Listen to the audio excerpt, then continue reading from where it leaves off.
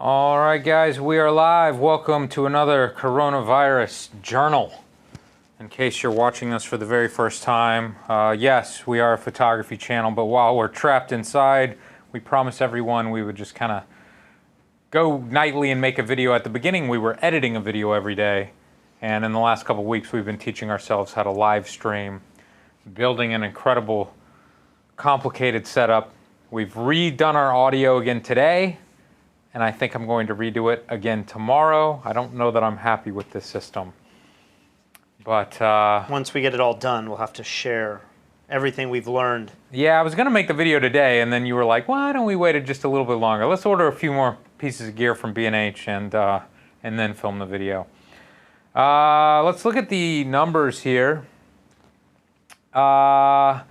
Over 4 million cases worldwide, 4.17, 283,000 deaths. In the United States, we passed another big number. 80,000 deaths have now been surpassed in the U.S. You know, just a couple weeks ago, it seems like they said we'd be hitting 60,000 by August. Yeah, have all of those predictions been revised? It's weird. I feel like I've watched a decent amount of news. I don't recall hearing people say like, "Oh, I guess we were wrong about that one," but I do not know. And then you've also heard some things, which I have heard as well, that many of the states other than New York City and New York State are actually seeing an uptick. That's what I've heard, but I've been trying to find resources to put on the screen to show that. Georgia being the biggest one. Georgia reopened last Friday? Yeah.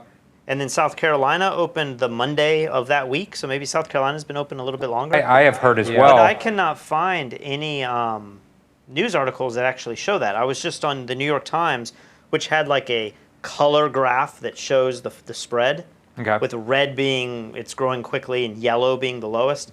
And Georgia was still in yellow. So I don't know if that's totally true, but that's kind of I keep hearing people telling me as I talk on the phone, and casually people are saying, "Oh, the numbers are going back up," but I don't. Well, I saw some news article that wasn't even blaming it on the opening up of these cities and states. They were just saying that the virus is spreading even during lockdown. And it's already reached so many people in New York. It's easier to lower the numbers in New York because they were so horrific a month ago. Yeah. But in a lot of smaller cities and towns around the United States, it's hardly hit at all. So it's easy for those numbers to go up. And even while people are locked down, things are getting worse, which, you know, certainly makes you more afraid to open back up or whatever. But it seems like a lot of places are opening back up around the United States. And when I talk to my friends and family that are, you know, kind of spread out, it still feels like Puerto Rico is the most locked down part of the entire United States. For sure. Even New York City. I mean, we're watching thousands of people hanging out in the parks in New York City. That is not allowed in Puerto Rico. Yeah, I wonder what actually happened in New York, because we posted that picture that went so viral, and I saw people saying New York is not out of lockdown. You know, lockdown is kind of a strange word to use because it's kind of self-quarantining and social distancing. Yeah. But obviously people were out that day. And was it Friday or Saturday was the day that, wasn't yesterday, it was a couple days ago. Everybody went out for the first time. I can't keep track of days anymore. It's really weird. It all blends together for me. Let's talk about this Dr. Fauci thing. This is kind of interesting. We've got a couple of clips here, and it's funny. Both you and I recorded almost the exact same two clips from this longer CNN thing, and I was editing it and putting it in the folder, and I was like, oh, damn it, Patrick already did this. So let's go ahead and watch this one. I'm always ahead of the game a little bit. Sure you are. Continue to follow the breaking news here in the Situation Room. 3 leaders in the fight against the coronavirus are now in self-quarantine after being exposed to the virus in the halls of the West Wing of the White House. The nation's top infectious disease specialist, Dr. Anthony Fauci, as well as the CDC, the Centers for Disease Control and Prevention Director, Dr. Robert Redfield, and the head of the Food and Drug Administration, Dr. Stephen Hahn, all impacted. They are now, out of an abundance of caution, for 14 days in self-quarantine, mostly spending time at their own homes.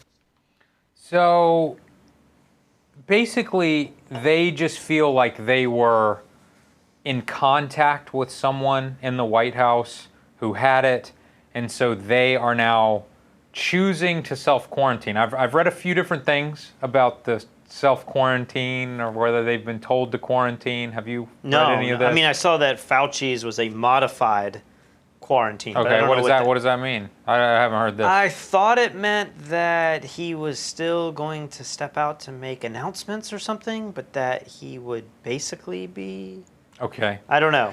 Well, you know, I've read many these are comments, so I haven't seen any actual news articles, but people are either joking on either side that Fauci and his buddies are choosing to self-quarantine when really they don't need to because they have all the testing in the world, just so that they can have a break and get away from Trump, which I think totally makes sense. Like, he has to be the most stressed out he's ever been in his life, and he's old. He's going on every news channel. Is he still like a week or two ago? He was like really hoarse. Yeah. And then the other side of people are suggesting that Trump has made Fauci self-quarantine because Trump secretly hates Fauci for, destroying the economy more than it needs to be destroyed. Again, these are not legitimate news sources. It's just what I've seen a lot of people talking about online today. Do you have an opinion on that? I guess I just never know how packed the White House is and the rooms that they're like. I don't have any concept of where they are.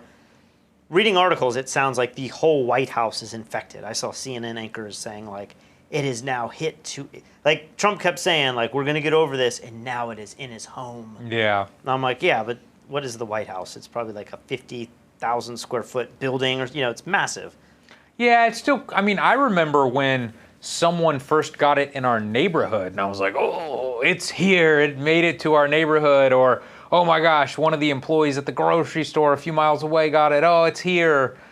I think it's a different story when it's within the walls of the building where you live. That's a little bit more creepy, and especially for people the age of Donald Trump and Fauci, and they are definitely in the danger zone in terms of being above the 65 years old. Now, the other part of this CNN video is this next video. Maybe I should just play this video and we can discuss it afterwards. They were in contact with someone who's tested positive, and the president meeting in the cabinet room with members of the Joint Chiefs, nobody wearing masks. Stunning. Unbelievable, Wolf. First of all, when the president meets with the Joint Chiefs, he usually does it in the Situation Room. When he does it in the cabinet room, it's because they're trying to have a photo opportunity. So they tried to have a photo opportunity of the President of the United States and the most important military figures in the United States violating the guidance we are all given for our own safety and given for the safety of others. Understand this. Dr. Fauci and his colleagues, when they quarantine, aren't just doing it to protect themselves. They're doing it to protect everyone they might come in contact with. So what is your opinion of this? I don't know. I mean, have we seen any foreign leaders wearing masks? I know the president of China, he had a mask on once. I saw a picture, a video of that. But everyone else has no mask on. Right. So I don't know that this is that hypocritical compared to other countries. Yeah. But everybody does like to target Trump. But everyone there isn't having masks. So are they suggesting that Trump has said, no one in this room wear the mask? I mean, there were Secret Service in the background. Did you see them with masks on? I didn't notice. But all of the military leaders didn't have it on either. So are they all in agreement? Or they feel like... I don't know, the mask thing's so weird because just 2 or 3 weeks ago, they were saying just stay 6 feet away and masks do nothing. And now suddenly everyone in the public has changed their opinion. Yeah. But yet I'm talking to my sister and she's saying 10% of people in grocery stores in Charleston are wearing masks. Here, I think it's, I was asking you this today. Is it a Walmart policy or is it a Puerto Rican policy where if you want to go into Walmart, there's only so many people allowed in and you have to wear a mask? I think it's a Puerto Rican policy. But in Walmart in Charleston, 5 or 10% of people have masks. Yeah, I talked to my mom, who's definitely, older, getting in the danger zone. And she was like, no, I don't wear a mask. And she was like, don't tell Patrick. He'd be upset with me. I now know. I now know. But yeah, isn't it weird for people to be getting upset at him for not wearing a mask when it sounds like a large percentage of people in America still aren't wearing masks? I mean, we're all hypocritical if we're honest with ourselves. Yeah. I guess the argument is that he's the president and he's the chief leader, that he should be setting the example. But no other leaders, as far as I have seen, are wearing the masks. I mean, I'm not too worried about it. I mean, the thing is, every single person who comes in contact with Trump is getting tested. I just don't see how anything could be more. How could a mask be more safe than daily testing for the virus? Testing doesn't stop the spread of the disease. It just warns you that it's Well, here. Of course. But I don't know. But, There's still a lot of debate with the masks. I mean, I'm hearing from my dad, and I'm seeing articles every now and then that are just saying the virus is so much smaller than the openings of the mask that it's getting through everything. Yeah. And if you have the N95 masks and they have a little bit of opening, somebody sneezes behind you or you're breathing in, Yeah. I mean, you're pulling air in and out of it. So That's what I've always thought. If you don't have a real seal, you just have that little piece of elastic going around your ears, how is that possibly a seal? You smile and it opens up a little spot right there. It definitely right helps there. you not touch your face, as you were just doing. And Maybe. it helps if you sneeze, it's going to contain all Yeah, that. that's where I could see it being If the you're most coughing. helpful. But, yesterday I was bringing up the argument that potentially we could open up travel a little earlier than maybe we assumed if people who wanted to travel could pay a premium to have these tests done. But it seems like what Dr. Fauci and his buddies are doing goes against my thought. Dr. Fauci has access to all the tests in the world, and he is still choosing to quarantine for 2 weeks. Or something else going on behind the scenes. Is the president upset with him? And Well, that's what the argument is. are they online. speculating that? They're saying, Yeah, I literally asked you that a second ago, and you were like, What did I I don't say? know. You were like, I don't know. I don't know what your question. But I didn't hear that question. the people online are either saying that Fauci is choosing to self-quarantine just to take a break and get away from Trump, or that Trump mandated it so that Trump could get Fauci away because Trump doesn't like Fauci. Again, none of that is real news. We're just speculating at this point. Next story. People are here. asking, why are we not wearing masks? Well, we live together. Yeah, we live in and the same house. I'm not wearing a so mask. I feel like, are you wearing masks inside your home when you sleep next to your wife or husband and talk to your kids and your mom and whoever else might be in your actual home? Yeah, I mean, I don't know. I still personally lean towards not wearing a mask. Like, I will wear a mask to go to Walmart because they literally will not allow me in the Walmart unless I have the mask. But, I'm going to Walmart and then I'm going right to a fast food place and getting food, and I'm not washing my hands in between. So I'm certainly not following all of the mandates myself. Fink says, Patrick, so how much is YouTube paying you guys? Are we even making money on this new channel yet? Do we have ads? Are we even eligible for ads yet? We can't get that sweet $1,000 per million views. Yeah, so to turn on monetization and super chats and stuff, you have to have 1,000 subscribers, which we did in less than a day, which was great. Thank you, everyone. And then we also have to have 4,000 viewing hours. And you know how YouTube is with their analytics. It's so slow and some things will show. Inconsistent. Yeah. So on part of the back end, it says that we have over 5,000 viewing hours. But then when I click on the monetization thing, it's showing this little bar and it's like, you've reached 2,200 viewing hours. So I think it's just behind and it takes 24 hours to show up. So hopefully tomorrow we will have Super Chat back on and we'll be able to read everyone's comments who actually has things that they want us to read. Let's talk about unemployment numbers here. We're going to get to UFC. I see people asking about UFC. We did have a UFC party last night. Party. 4 of us. But we will talk about that in a second. Let's watch this. Up, jobs down. That's the swing. Never before have we seen anything even close to that. You look at it here, remember the financial collapse of 2008, 2009, almost 9 million jobs lost. 21.4 in March and April. The devastation continues. The other day I spoke to the chief economist from Moody's Analytics. He says, guess what? Even if we start to come back, it is going to be years to get those back. As businesses reopen across the country over the next 2, 3, 4 months, we'll get a bounce. And then it's going to be a slog. And I really don't think the economy kicks into any kind of gear until we get a vaccine or some kind of therapy that everyone feels comfortable about.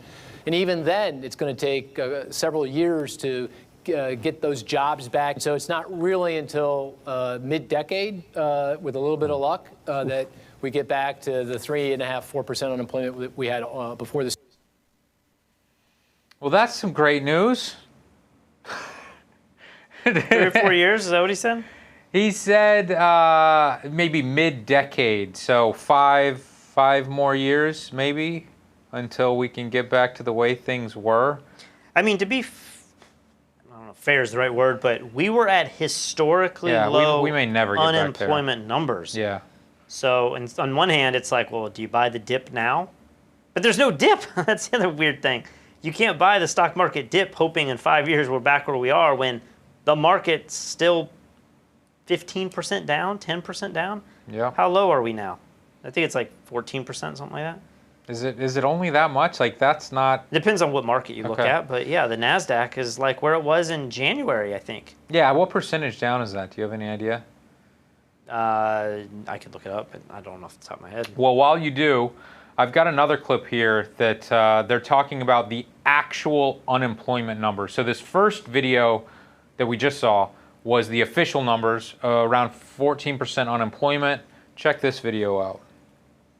That we face what the real numbers are. The Bureau of Labor Statistics says what they call the real unemployment number for April, which again includes people who are not looking for work or underemployed, is 22.8%. But again, that does not include, because the unemployment numbers for April stopped in mid-April, does not include the 7 million people who have lost their jobs since then. So aren't we talking close to 25% at this point, which is Great Depression neighborhood? Chris, we could be, but let me just emphasize, unlike the Great Depression where you had economic issues that led to this, we closed down the economy. So it wouldn't be a surprise if you close down the economy that in half of the workforce is half the people didn't work. And that's why we're very focused on rebuilding this economy and getting it back to where it was. This is no fault of American business. This is no fault of American workers. So basically they're saying that we are 22% unemployed before the 7 million additional unemployed numbers that came in a week or so ago. So we may have officially surpassed Great Depression levels of 25% unemployment, which, like that guy said, I'm honestly surprised it's not more than 25% unemployment.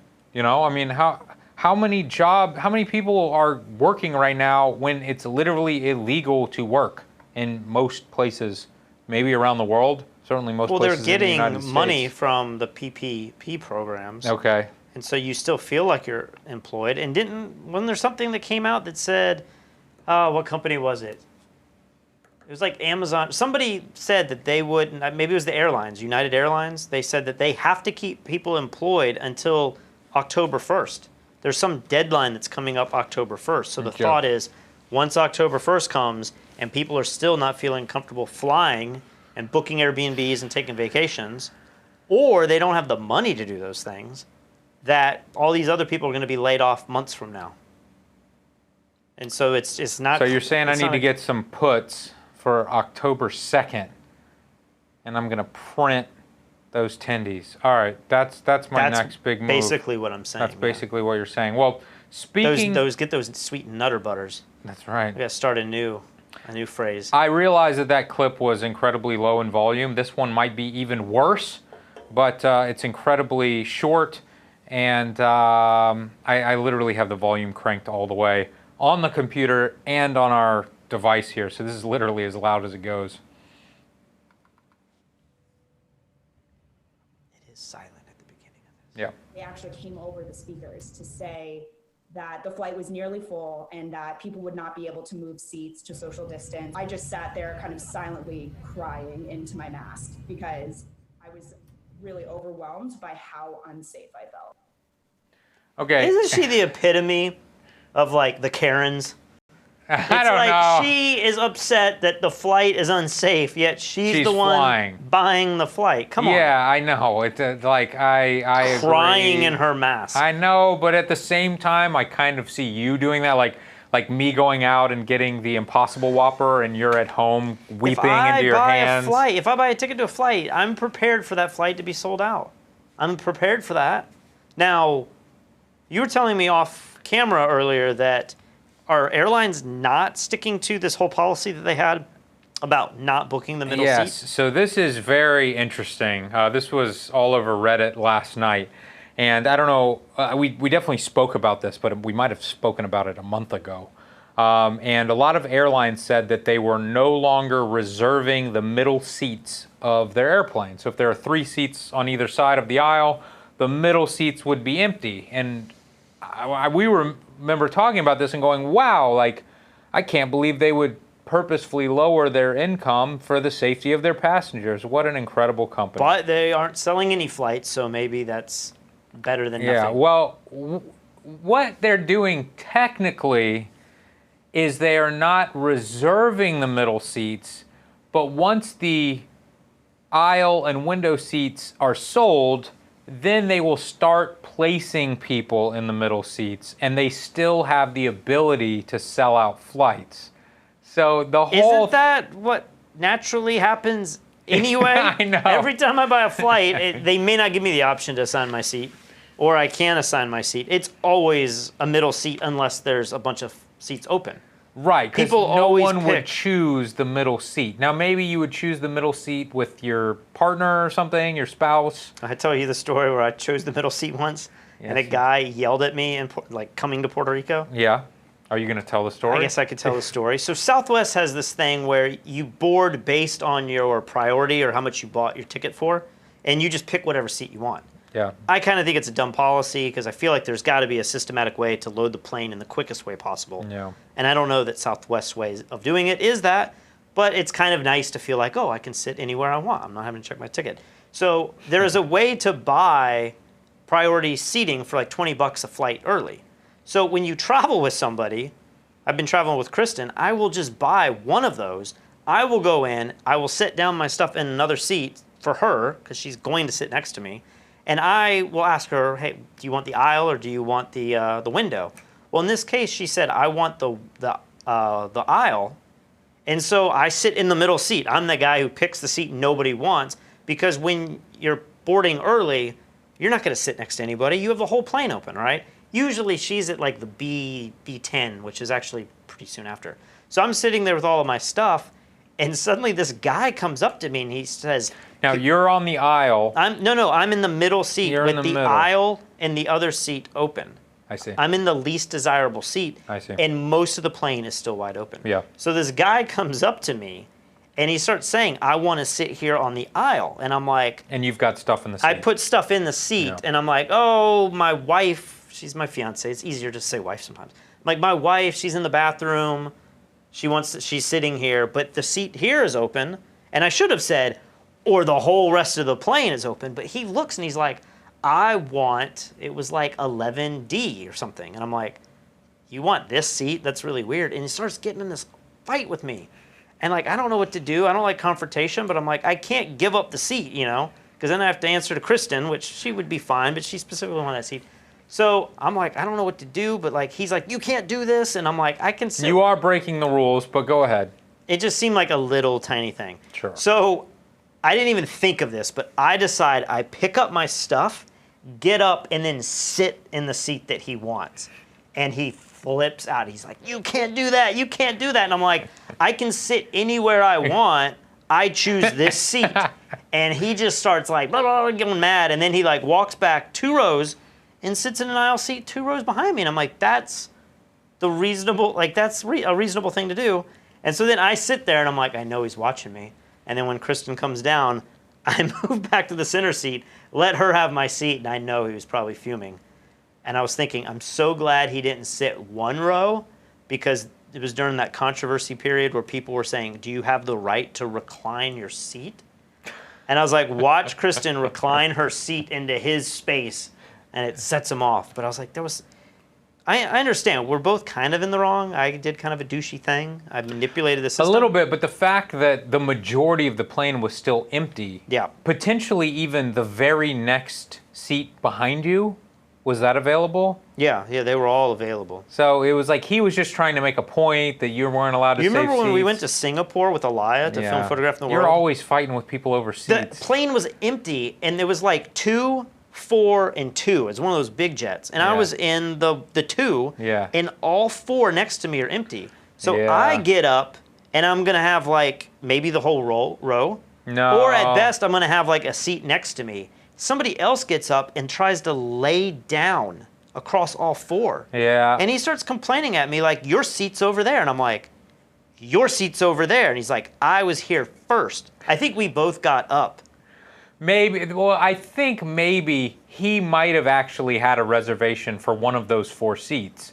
But he only had the reservation for one of those seats, and then he wanted 4. He wanted to lay across all 4. Yeah, and then you wanted access to 2, and you wanted him to have access to 2. I just didn't want to sit next to this random person when there's a whole row there empty. Yeah, I understand. And it started, like, I remember the stewardess came, and there was like an issue, and I'm like, these 3 aren't his either. Yeah. And that's my seat there. I'm just moving over 1. Yeah. There could be 2 buffers between us, but he wants the whole row. As someone who loves to take the whole row on international flights, I do understand where he was coming from, but logically and morally, I don't think he really had an argument. I was ruining his dream. You were. But at the same time, he was trying to make me sit next to a stranger when I could have had it could have been like her, empty seat, me, empty seat, him. I know, empty but seat. then no one gets to lay down. I mean, is that the end of the world? Where did we go on that tangent? All right, let's talk about a few other news stories here. Here's a big one. Taiwan records 0 coronavirus cases for the 3rd straight day. Taiwan seems to be one of the countries that has done the absolute best when it has come to how they have reacted to this virus. Of course, the argument is always... What does that say there? Meaning the country has gone 28 days without reporting a single local transmission? Maybe they just are, like, people are potentially getting it, but they already had it, or maybe people have traveled in and they have it, so those are the cases. But now they're saying that there's just no new cases at all. So that's fantastic. I mean, it's great. But again, I just point to the fact that didn't this virus start from a single person, and we got to where we are right now? So, I mean, what's the plan? Just to continue to be, you know, relatively locked down? I know they're certainly not as locked down as we are here in Puerto Rico, but what's going to happen when they open their borders back up for travel?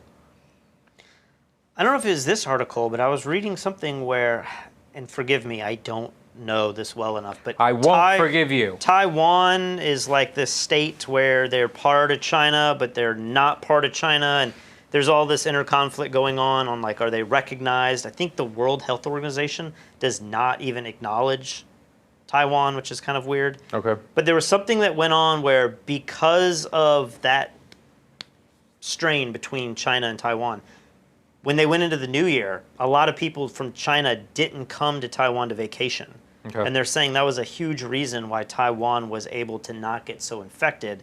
It's because maybe the Chinese people protest the acknowledgement of Taiwan. I don't know all those politics there, but there was something going on there to where if it was just normal part of China, then like is Macau, is that part of China? And you got Hong Kong, which is China. Yeah, I think Macau might have weird laws and zoning as well. But I think those areas mean Hong Kong was hit harder than Taiwan. Yeah. So, but I haven't heard too much news about Hong Kong recently. It seems like they've gotten it relatively under control too, maybe. Was there a conspiracy theory that started early that like all this was to like suppress the Hong Kong Yes. protests and I stuff. definitely heard people say that. Next up here, this is an interesting piece of news. Carnival Cruise bookings. Okay. Oh, now I see. What did you think it I said? thought it was their stock surged 600%. No. Oh, well, 600% of zero is still zero bookings. So this isn't as exciting as I thought. My brother actually bought some Carnival Cruise stock a month or so ago. And I was like, oh no, I think you might be crazy because... It hasn't done well since then, has it? Because I have a friend and she bought a bunch of it. And I was like, she told me that when we were in we were in Miami. So the NBA hadn't even shut down yet. And I was like, sure you want to buy Carnival? Well, my brother, you know, and again, I would love to hear your thoughts on this, but my brother and his wife have been pretty seriously quarantining, I would say. Not Puerto Rico levels, but they've been hunkering down in their mountain house, not seeing anybody. And in June, they're doing a cross-country trip and doing some big like camp and whitewater raft trip for 2 weeks with a group of people. And then they said they were looking to take a cruise towards the end of the year. They're like, the cruises are so affordable. That's what they're saying. I mean, what does this article say? It's like $100 for a five-day trip. I just looked it up. So March 10th was the day, I believe, that she told me she bought Carnival. It's down 40% since then, and it was already down like 70% from then. Gosh. So it's kind of, you always tell me, man, it's down 70%. It's got to be a good time to buy. And I'm always like, I don't know. They could go bankrupt. Yeah. No, I agree, especially with the cruise line stuff. $119 for a 4-day cruise. Now, what's interesting about this is, one, are people really starting to feel confident, especially old people who typically take these cruises? Right. They feel confident enough to get on a boat where, in some ways, this is where the first cases were kind of discovered. No.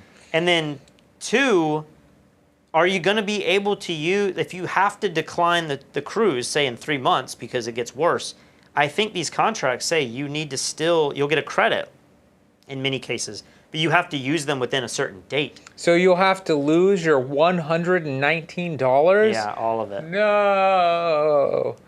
Yeah, I don't know. But I see people. There's an 8-day for $519. Yeah, it's so hard to tell because it's like, where is it going and which level of cruise is it and Cruises stuff. can be such a scam. We've been on some cruises before that were just disgusting and the food was horrific. And you had to upgrade to the fancy restaurants, and by the time you had that first meal, if you're amateur cruisers like we were, you have that first meal and you're like, we're in trouble. Yeah. And then you run to the fancy restaurants to book the $30 extra of add-on, and then they're all booked up, and you're like, no. Yeah, I've had a decent experience cruising once in Alaska and then a horrific experience in the Caribbean.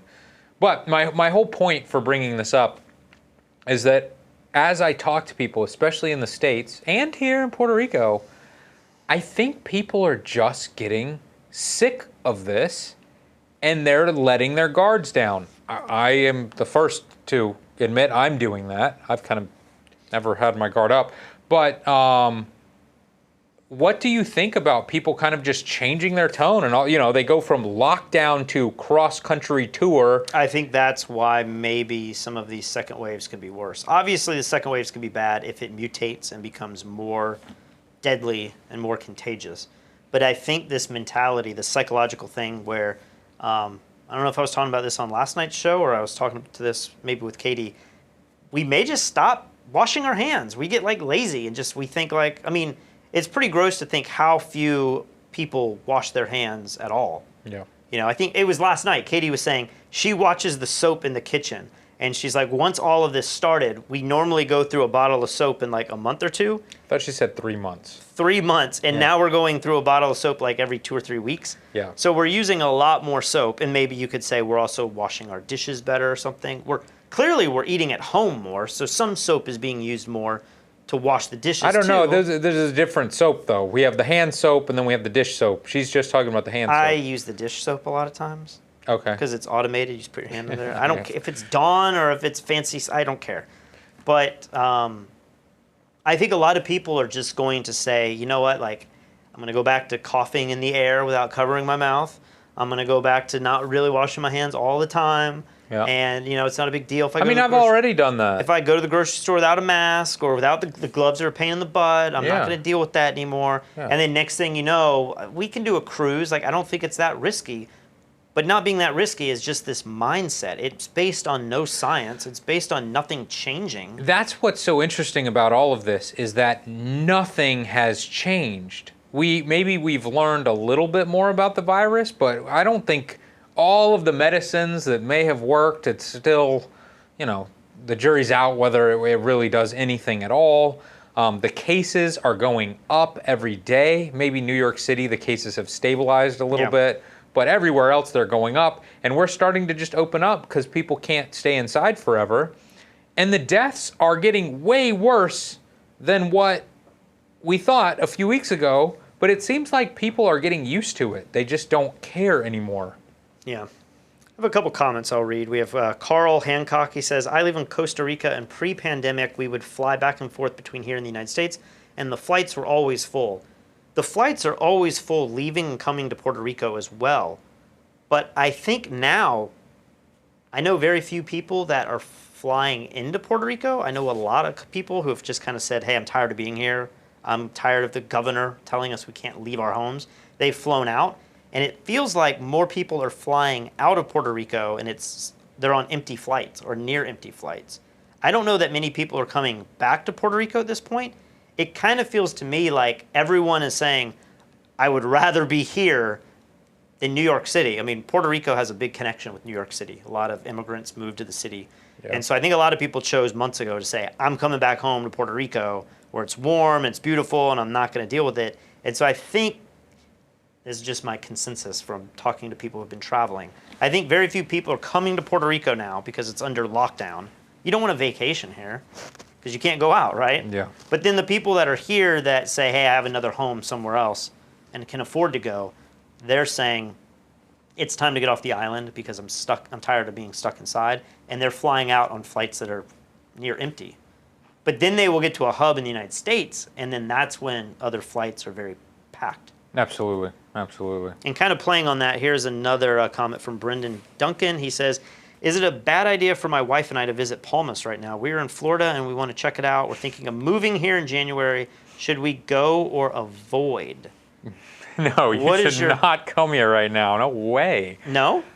Are you kidding me? I mean, I think we have laws or mandates that when you fly in, you immediately have to quarantine for 14 days. You're not allowed outside for 14 days. But it's up to you to do that. I've been reading people in yesterday's video saying certain countries like New Zealand, they are paying or forcing you to stay in like a hostel or hotel that they're monitoring for 14 days. I don't think they're doing that here in Puerto Rico. No, they don't. You can just get picked up in any car, go anywhere, and you're supposed to quarantine, but I don't think anyone's holding you accountable to that. Or you just come here you should come here for 2 weeks, and you quarantine in Palmas and do what? I mean, you can go to the beach, you can walk around. You're not supposed to. I'm not doing anything. I know they're not doing anything, but there's still old people in this neighborhood who are peering outside and calling the cops when they see somebody enjoying themselves outside. The biggest reason I would say not to come to Palmas right now is that the sargassum, I don't know if you have this in the part of Florida you're in, but it's the seaweed. Yeah. It's a very seasonal thing, and it's just starting to land on the beaches, and it smells really bad. I know I saw some in Miami. It was about the size of this book all on the shore. Here, it's getting to where it's like the couch. It's like this lump. Oh, you got to walk through it, and the bugs are all in it and stuff. So right now, the beaches are starting to get a little stinky, and it's so hot. But if you're in Florida, you're probably in very similar weather. Yeah, it's too bad. Come like October when it's cool. I mean, you don't have long to decide if you're going to move. Yeah, I mean, I would say come in a month from now, and hopefully the 14-day quarantine will be lifted, even though I don't feel like anything has changed. I feel like Puerto Rico also had a recent spike in cases, so it's still spreading here in Puerto Rico. The second they open up the borders a little bit more, people are going to start coming down here to go on vacation, and the numbers are going to go up again. But I just don't think that the people, especially in the United States, maybe in Puerto Rico they'll put up with it, but in certain states in the United States, if they if people are let out to go back to work, and then the government once again a few weeks later says, "Oh, by the way, you can't work again," I can see a lot of people rebelling against that and going, "Screw you! Like, I'm working, I don't care," and this is just something that we have to deal with.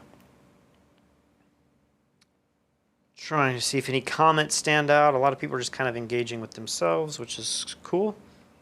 We don't have super chats enabled yet, and it's so easy just to look down and see something that's an obvious question for us. Hopefully tomorrow. Here, I've got a link here. This is a New York Times article, and I actually saw another New York Times article as well.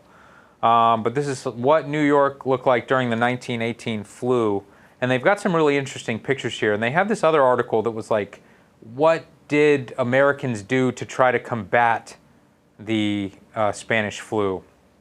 And it's got all these really historic pictures. Go back up. What was that? Did that show what type of deaths? Pneumonia, influenza. Combined influenza and pneumonia. So it was a very similar situation to what we're dealing with, it looks like. Yeah. But they just had these stories of, you know, people trying different things and some people wearing masks and other people not wearing masks, and that the federal government did not shut down the... didn't have like a nationwide mandate like we do now, but many states had their own mandates, and even though a lot of states didn't force people to shut down, they did choose to shut down restaurants and theaters and stuff because they believed it was spreading in places like that, just like now. So it's very interesting to look back at this, and you know, this is just my own ignorance, but when I think of 1918, back in the pre-telephone times. I was thinking like horse and buggy stuff. These pictures don't look like that at all. So, you know, when you see this stuff, it's like, oh, the Model T, not so different. Like, wasn't that around that time? I don't know. So I wrote down some numbers from the Spanish flu because I thought this was kind of interesting. I think you brought this up last night. 5 million people. These are all estimates. There's definitely some discrepancies depending on who you talk to, but 5 million people died of the Spanish flu. 1/3 of the entire population of the world was infected, which is about 500 million people. At that time, there was about 1.3 billion people in the world. So 50 million people died. Some say it's 25 to 39, but that comes out to be about 2 to 3% of the entire world's population died, but 1/3 of the population was infected. Okay. So 2 to 3% died. 33% infected. And then it says 28% of people in the United States, about 105 million, contracted Spanish flu, and 500,000 died, being about 0.5 to 0.8% of the population. So if we take those numbers now, we're about double that or 3 times that population. So that would be 1.5 million people would die if the same percentage of people came down with it. In the United States? Yeah, I mean, that seems like really crazy. Is that right? 28% of the U.S. population contracted it. I mean, we're hearing studies that are saying 70% of us are going to get it. Before herd immunity really takes over. And I guess this reminds me of that video of Bill Gates, you know, that Microsoft guy. Yeah. As I said yesterday. He was saying that today... So people are questioning your numbers here. People are saying 100 million. What did you just say? I mean, this says... I said 50 million people died of the Spanish flu. In the United States or worldwide? Worldwide. Okay. So this says 50 to 100 I mean, million. 100 million people in the United States would be... 1/3 of the United States. Yeah. We weren't 300 million back then. Oh, yeah, we were 100. That's like everybody died. Okay, yeah, so that's not the case. There are a few little notes in here that I'm not... 28% of the United States population contracted it. At that time, there was 105 million people in the United States. So 28%. And then I have 500,000 died, but that doesn't seem right, does it? 500,000, that's... I guess that's about 30%, right? I have to check these numbers. It's in the link in the description, but the point I wanted to make was that Bill Gates was saying a pandemic today would be way worse because we travel so much more than we did back then. Yeah, seems like it. But on the same side, only 28% of people back then got it. And now they're saying 70%. I mean, that shows just how big of a difference travel and community can make. Unless it's more infectious. Do you know? Is this virus more infectious than the Spanish flu? I thought the Spanish flu was more infectious. Yeah, that I do not. I would assume, I would guess the Spanish flu was far more infectious, but yeah, I don't know about that. Do you know what stopped the Spanish flu? What caused the end of it? Was it herd immunity? Did the virus change? Was it a seasonal thing? I don't know. I don't know that it was a seasonal thing because there was 3 waves. The first wave was very similar to what we just had. Then the second wave, I want to say, came like 3 or 4 months later in the summer. Maybe, I always think of the fall as being like October, but maybe that's still, when does the summer officially end? It's like August, September. It went really high, and that's when most people died. And then there was a third wave, which was very similar to the first wave, that might have still been in 1918. So I think all 3 waves happened in an 8 to 12 month period. But that would suggest that it wasn't a seasonal thing. I mean, the worst of it came in the middle. In the summer. Yeah, it came in the summer when you would think that would be when it isn't as dangerous. But I don't know. Scary. Well, I think that covers everything that we had to chat about. Has there been anything else on your mind recently? We should talk about the fight last night. The big fight. Yeah, so we had 2 buddies come over in our neighborhood. It was the first time they had left their homes to see other people. Yeah, in like months. So are we going to be the ones responsible for their deaths? One of them was funny. He said that he convinced his wife it was okay because I took the test, live on camera, and I was negative? Clear. Yeah. Yeah. So that's how he convinced his wife that it was fine. I mean, obviously... He also convinced his wife because he said everyone there tested, but it was just you. It was just me. But, sorry, I hope she's not watching. But yeah, I mean, the fact that we've been inside for the last 2 months, I think, proves that we should all be relatively healthy. Physically, maybe not mentally, but physically. I definitely feel off mentally. Like, I feel like I go through stages of depression and like, I keep telling myself I'm ready to make normal photography Fstoppers content, but then when I think about what would I shoot, and I keep wanting to do bigger and bigger things, I don't want to sit here and shoot a beer can because that's what I have, but maybe that's what we should be doing. I want to like get a model or get a concept or go out on a cool location I've never been to and do something that feels more challenging or more spontaneous, or spontaneous isn't the right word, but more planned out. Yeah. And so to sit here and do something in this house, it feels like, well, I'm tired of being in here. And so I find myself being a little depressed every day, and I'm like, what am I doing with my life? It's already 9 o'clock. I haven't done anything today. I worked out a little bit. At least you're working out, man. If you weren't doing that... Well, yesterday I didn't work out. I felt a little bad about it. Yesterday I didn't work out, and I took an hour-and-a-half nap. Okay, I took a nap. I went kiteboarding this morning, so that was good. And Katie came with me, and then we both fell asleep and took a nap. I think Katie may have slept for like 5 hours. We're like, why are we tired? We're not doing anything. Why are we tired? I think our bodies are shutting down. Last night we were up very late. So what did you think of the fight? So this is the second UFC fight with no crowd. Yeah, I was very grateful that it was a thing.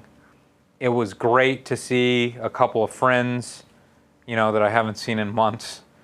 The card was actually very good. Big names, exciting fights. It just feels weird when it's quiet and no one's cheering. I mean, that final fight with Gaethje and Ferguson was just so brutal. And you can just hear every punch smashing and breaking Tony's face. Yeah. And it was thrilling, but towards the end, I was just like, oh my gosh, this has to end. Spoiler alert. And then I had told all of you guys, if Tony loses, I'm going to be on suicide watch because I have been waiting for Tony and Khabib for years now. And now it is off the table. And Tony... Have you read anything today? Have you seen responses or reactions, or I watched Dana the White said anything? press conference. Dana White seemed to say that the numbers looked really good, and ESPN was very happy. Dana White also said they should have listened to me weeks ago, because, you know, ESPN and Disney forced him to cancel the last event. And then they were quizzing him about, I think Jacare is the one who came down with the virus, and he was like, look, it proves that what we're doing worked, you know? Yeah. Well, we don't know for certain until about 2 weeks yeah. when anyone that's sick would be showing symptoms. That's true, but that's only if those people don't come in contact with a single other person within the next 2 weeks. You know what I mean? Most of these guys who are fighting are training with multiple people and have families and stuff and going to grocery stores, so everybody's getting in contact with everybody. And then Triple C retired. That's like the lamest way to retire with no one there. I Like know. it just felt like, and I saw it coming when he said, like, he was wrapping up the interview, and he gave him the mic, and I was like, man, this guy's about to retire, and it just felt weird. And then like, who did he fight? He fought Dominic Cruz. Dominic Cruz is sitting there like still pouting about the call. Stoppage, yeah. And it's like, I'm not going to give you a chance to have a rematch. It just felt like a really weird way to retire. Yeah, I think it's some negotiating tactic. I think he wanted more money. I mean, he's said publicly many times he wants more money or he's going to retire. I'm sure Dana didn't want to give it to him, so he's calling Dana's bluff. But I don't know if anybody really cares enough about him for the UFC to come back and offer him enough money. People are asking, how is my chest? I actually have a little bit of hair follicles coming out of the area that when was you're waxed. as hairy as you are, I don't think that waxing can do good for very long. No, it wouldn't last that long. Yeah. I'd have to do the electrolysis where you just like zap. But imagine how many. It would cost $100,000. It would be so much. Let's see. Anything else that? Did we find a pallet of Nutter Butters? No, but I still haven't been to Costco. Costco's in a slightly bigger town, 30 or 40 minutes from here. That's where they would have the pallets of Nutter Butters. So I still have to look into that. And Katie has been nervous to go to Caguas because she thinks because it's a bigger city, that's where the virus is living. But they have the Beyond Meat sausages there. I forget what they're called, but they have them just at this one fancy grocery store in Caguas. And I'm like, Katie, I really want those sausages. So I think in the next few days, we might go to Caguas, and I will look for a pallet of Nutter Butters just for you. Do you have a way to get the phone on the? Yeah. Somebody's asking for more footage from Puerto Rico. Okay. So I always say how crazy it is at Walmart. Yeah. They have like guys unloading pallets during the day, and people like to stop at Walmart and just talk. And I literally will turn a corner, and I'm like, nope. So many people. Well, here is a video from my last excursion to Walmart. Okay. And it's not the most exciting video, but somebody wanted to see what it's like in Puerto Rico. And this was one of the greatest Walmart experiences I'd had because there's nobody there. Now, was there still a line outside, though? They're limiting the amount of people inside. Yes. So let me see. I'll just skip through. Here's the hyper-real version of it. So yeah, that's our Walmart there. Let me see what else is on I here. think on my phone I might have a clip of the line outside. I took like a 5-second video, but everybody was looking at me, so I didn't want to be the guy. Yeah, doing so that. here's a line of just waiting to get in, and you can't really tell how long it is, but everyone has a mask, and that's the world we live in now. That one, Jeff says, Lee, do you think Tony should have tried more to take Justin to the ground? We didn't really get to see Justin's takedown defense. Absolutely. Obviously the boxing wasn't working for Tony. I am not a huge fan of Gaethje, and so I don't remember many of his older fights. I've heard that he's a great wrestler, but he just uses it as defense. He doesn't usually attack with wrestling. And so, I don't know, maybe Tony could have just twisted up his leg and, got him in some leg lock heel hook thing. I don't know. He tried once to do that Imahari roll or something, but right before he tried to do it, Gaethje's coach said, get ready for him to roll and try to grab that leg. So, like, they knew that was going to be his last-ditch effort. He whooped that guy's ass. Yeah. He looked sharp. Yeah. I don't know Gaethje very well. Like, I'm not like he doesn't have a lot of persona. And yeah, he doesn't. You should watch his post-fight press conference, though. He won me over a little bit. Seems like a really humble guy. Comes from a small town. He started getting really emotional because people in his small town were like shooting fireworks off at night and stuff when he won. So that was really cool. I saw Habib said no comment on Twitter. Has he responded since? I thought I heard that there's bad blood with Ferguson, right? They've talked a bunch of crap. Maybe. I think they both respect each other, though. It's not like Conor. Yeah, Khabib knows that Tony's just literally insane, so he kind of treats him as such. I don't think he hates Tony, though. You saw this? Somebody... Oh, yeah, we never showed this. Where did this come from? I don't know. Somebody tweeted it to us or something, and I was like, that's pretty funny. You know, I find your picture to look very flattering. You look... Well, it's because you're a third person looking at it. When you're live here in person, you don't experience it the way that you do when you step back and realize... That is what I look like, the guy on the right? I mean, I look like some sort of, you know, guy from, what am I thinking of? Woodstock or something with the gauged ears, doing some sort of hardcore drugs or something. I don't know. That's not the most flattering, but I do appreciate it. I thought you kind of looked like that. That's kind of what it looks like. That is exactly what it looks like if he had gauged ears. Anything else we should talk about, Patrick? Oh, let me give you guys a little Disney update. I've been talking about Disney. I have been saying that I want to go to Disney World the day that it opens back up. And I think I've gotten Katie on board. I may have even gotten Kristen and potentially you on board to fly to Orlando to go to Disney World the day that it opens. I mean, I could possibly be on board. I don't know why that's safe, but other things aren't. But anyway, you know, the other day we were talking about how Disney was opening up Disney Springs, which is like their downtown Disney shopping area. Well, I looked into it a little bit more. It opens on the 20th, so we still have 10 days. And when it opens, none of the Disney stores will be open. And wait, you just can walk around?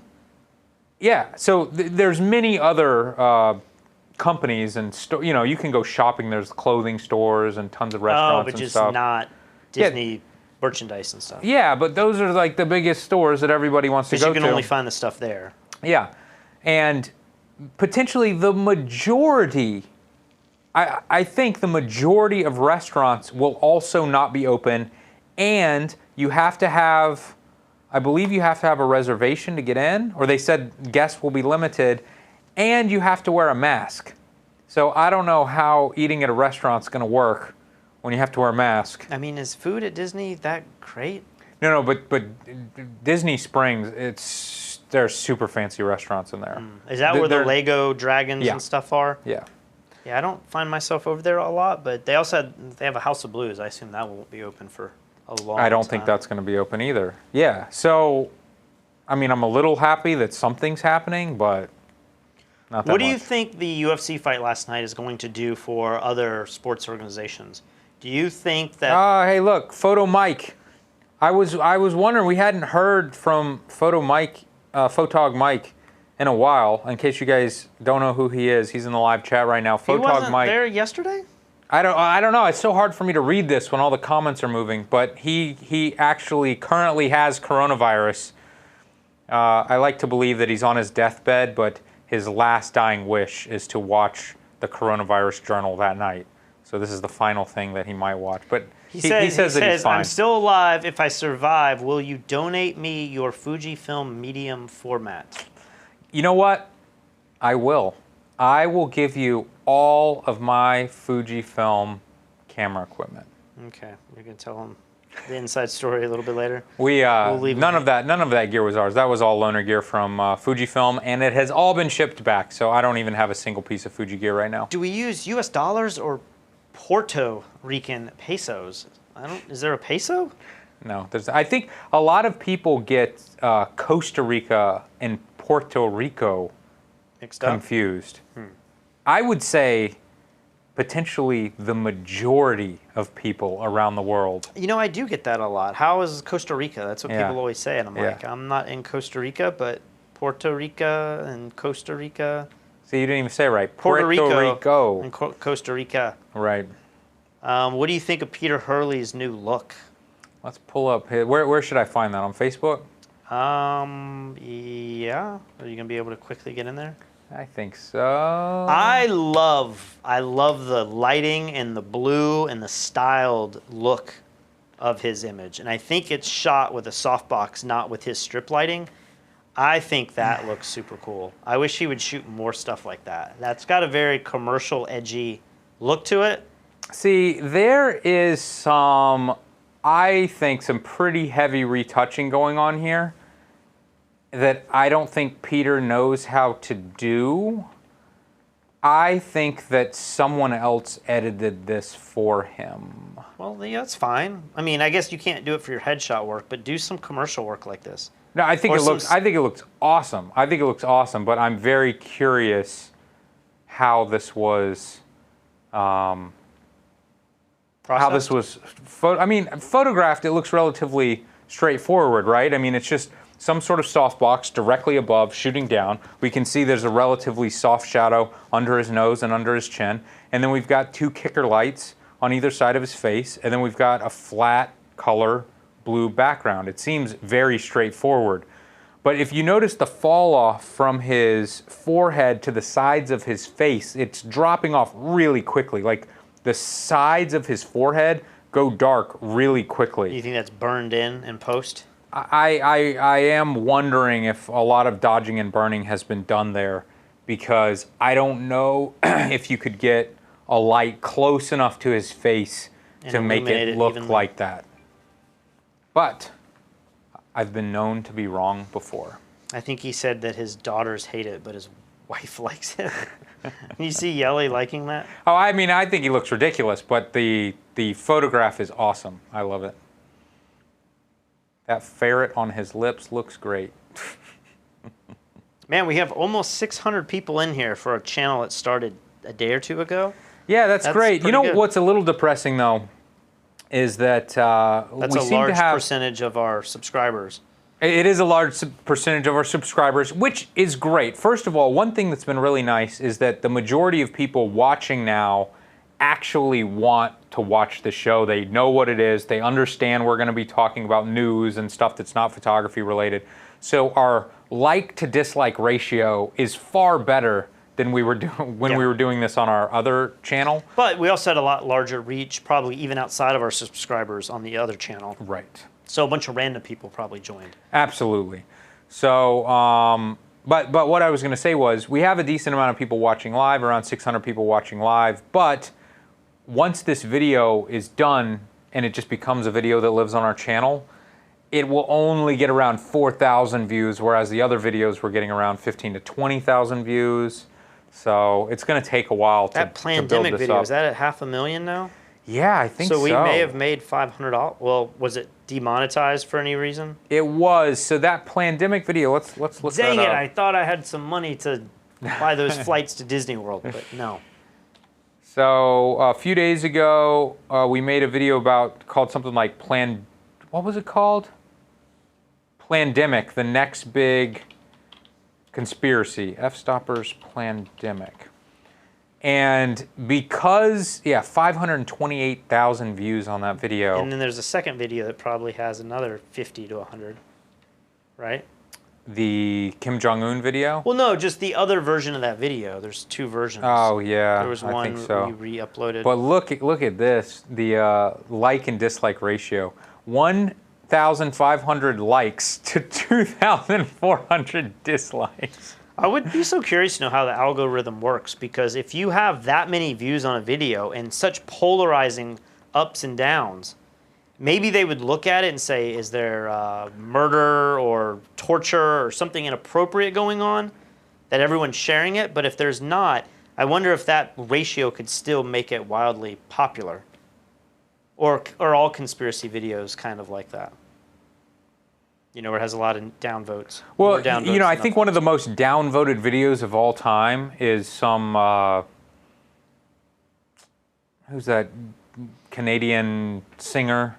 Baby, baby, baby, ooh. Justin Bieber? Justin Bieber. I think one of his music videos had the most downvotes of all time. It was like 90-something% downvotes, but it had tens of millions of views. So the downvotes themselves, I don't know if it hurts you that bad, but yeah, I don't know how the algorithm works. I'm not sure what this comment means, but Crispy B has said, I don't know if you saw my previous comment earlier, but I had a question about implementing more automatic processes in factories as a backup source to prepare for future pandemics. Okay, yeah. What does that mean? Is he saying like we have a way to get rid of employees and have machines do their jobs in the event that another pandemic happens?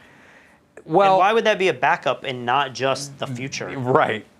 So we were chatting very briefly before we went live in the chat, and he said, hey, I want you guys to talk about automation and stuff. And then he went on to say something like that, which I didn't fully understand. But I feel like absolutely this pushes us closer to automation. I mean, with everyone fighting for a higher minimum wage or a living wage or whatever, boom, that's going to make automation a smarter. You know, automation is getting cheaper every day. Software is getting cheaper every day. Robots are getting cheaper every single day. At the same time, people want more money because of inflation and, you know, cost of living and everything is going up. So that's already, people are being pushed to do that. But now you start adding on the fact that employees are saying they're going to sue their boss if they catch COVID while they're coming back to work and everything. You better believe every company is trying to automate away every possible job they can. It just comes down to a equation. They don't want to have more human employees. They just want to have as much profit in the long run as possible. And if you can figure out that equation and go, it's going to take 5 years to pay off, but it's worth it, they'll do it. I think we're going to see a lot of that in areas that don't require mechanical automation. You're going to find that a lot of these people aren't hired back. Like my sister just got laid off. I don't know that that job is going to exist again. I was saying this a week or two ago, that when you have a bunch of your workforce bloated and you just keep hiring people because you got a budget and you got to spend it, and you're like, we'll have the assistant have an assistant. At no point are you like, maybe we should fire these people and downgrade it, until something happens. Right. And you have to. And then suddenly now, when you don't have the budgets back and you're like, well, what do we do? You're not going to hire back all those other people. You're like, who was she? What did she do? You know, and so I think we're not, it just seems foolish to watch that clip we just saw with Muchin, is that his name? Where he's saying like, oh, we expected this, but once we get everything up and running, all those jobs are coming back. I'm like, 15 or 20% of those probably aren't coming back, and many of them are not going to be automated overnight. But we may start saying, hey, you work pretty well from home.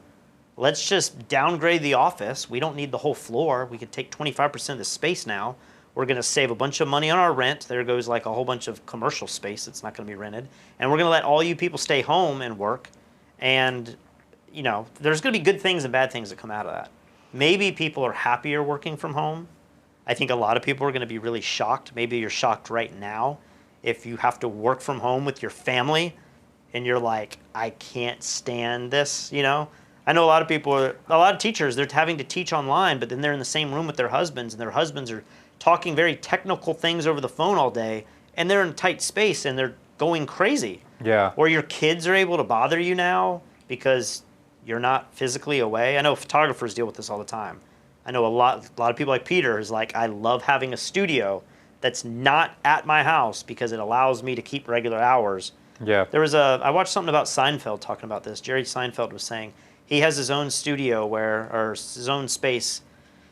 I can't remember if it's in his house, but it's treated as if I'm in there, I'm doing work, and I force myself to say, if I'm in there, I'm doing work. I don't want to take away time from my family.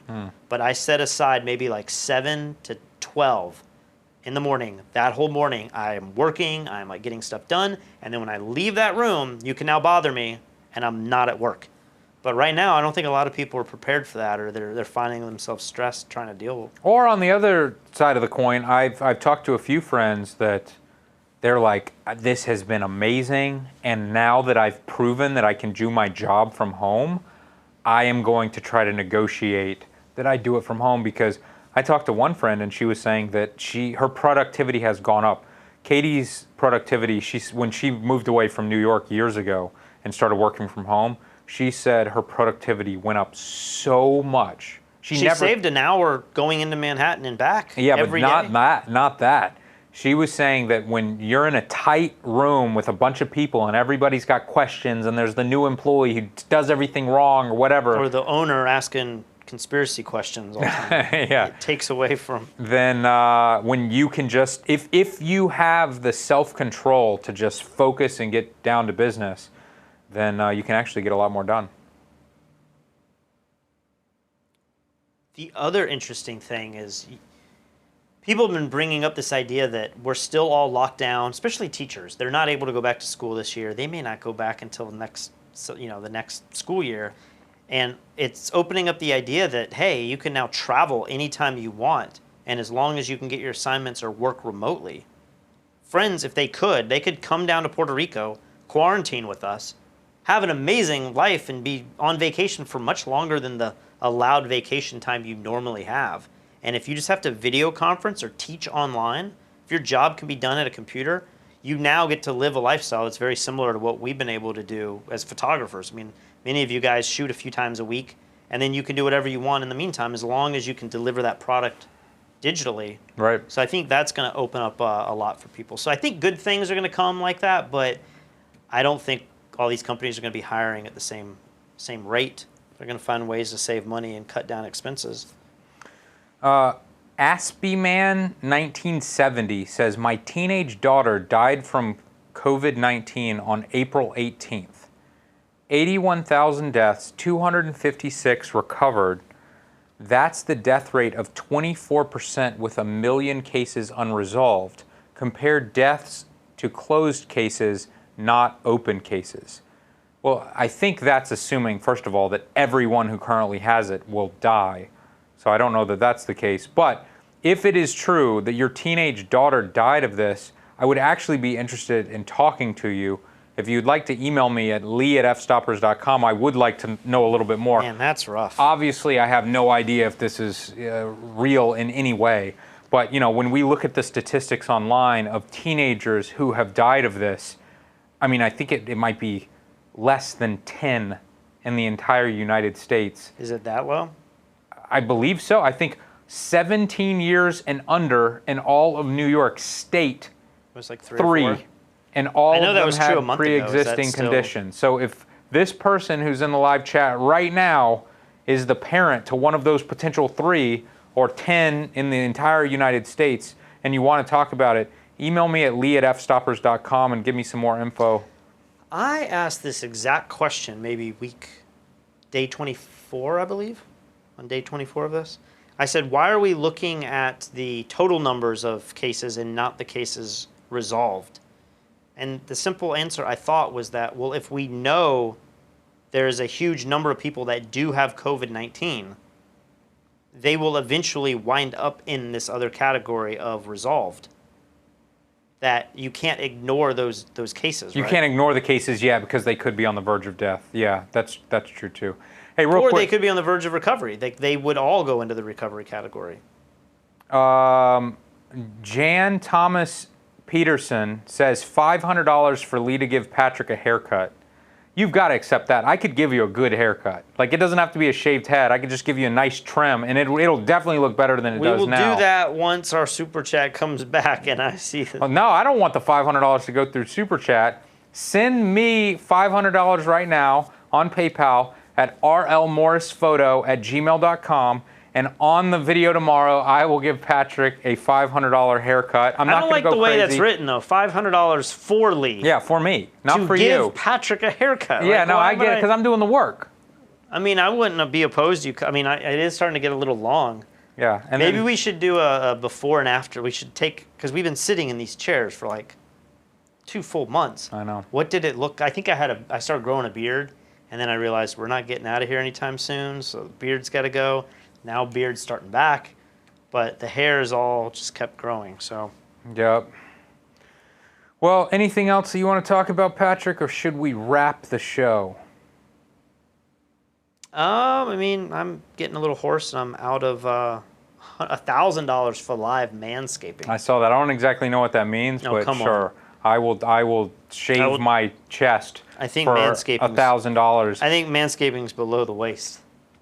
No, I don't think that's true. No, I'm not going to shave my groin on camera, but I'll definitely shave my chest for $1,000. I mean, for $1,000, send it to my PayPal. I'll find a way to shave my groin. I mean, it's $1,000, you know. We're not going down that. All right, guys. Thank you so much for watching. We will see you tomorrow. Once again, if you haven't already, we'd appreciate a subscribe, being this is a brand new YouTube channel. We're going live every single night that we're trapped inside. Who knows how much longer this is going to last. And we would also appreciate you liking this video. I have no idea if it does anything, but we could try. See you guys. See you guys.